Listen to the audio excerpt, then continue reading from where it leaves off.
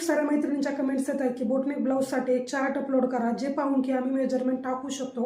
पण आज मला तुम्हाला एक गोष्ट सांगायची जी की बेसिक असणार आहे पण खूप जास्त महत्त्वाची आहे. सुरुवातीला एक उदाहरण देते.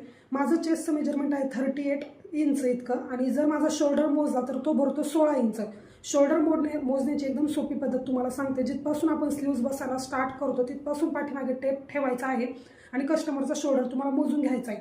आता 38 साईज माझी चेस्टची साईज आहे आणि पाठीमागचं शोल्डर माझं 16 इंचाचा आहे, म्हणजे त्याचा हाफ मला घ्यावा लागणार आहे 38 साईजसाठी. आता माझं हाफ किती येत आहे 8 इंच, म्हणजे पाठीमागचं शोल्डरचं मेजरमेंट माझं हे 8 इंच असणार आहे. पण इन केस जर दुसरं माझ्याकडे क्लायंट आलं आणि त्यांचं शोल्डर मोजल्यानंतर हे फक्त 15 इंच भरतंय तर त्यांच्यासाठी 8 इंचाचं शोल्डर टाकून जमणार नाही. त्यामुळे मला असं वाटतं की चार्ट फॉलो करण्यापेक्षा जे काही कस्टमरचं पाठीमागचं शोल्डर येतं जिथपासून तुम्ही बाही बसवायला स्टार्ट करताय ह्या टोकापासून तर ह्या टोकापर्यंत पाठीमागून त्यांचं क्लायंटचं शोल्डर मोजा आणि त्यानंतरच शोल्डरचं मेजरमेंट टाका. जरुरी नाही की प्रत्येक 38 साईजच्या कस्टमरसाठी हे 8चंच शोल्डर यायला पाहिजे.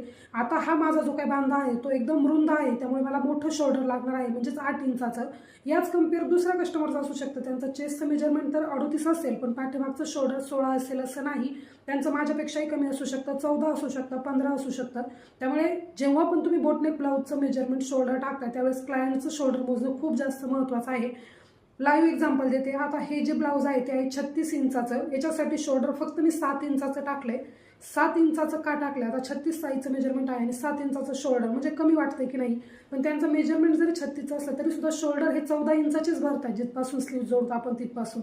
त्यामुळे मी 7 इंच घेतले, त्याच्या हाफ म्हणजे 7 इंच आणि समोरून डीप नेक केलेला आहे.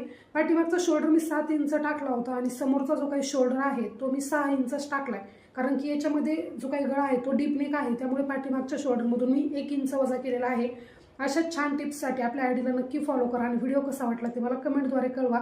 आणि अजून काही प्रश्न असतील तर कमेंट करायला अजिबात विसरू नका. नेक्स्ट व्हिडिओ मी त्याच्यावरती घेऊन येईन. बाय.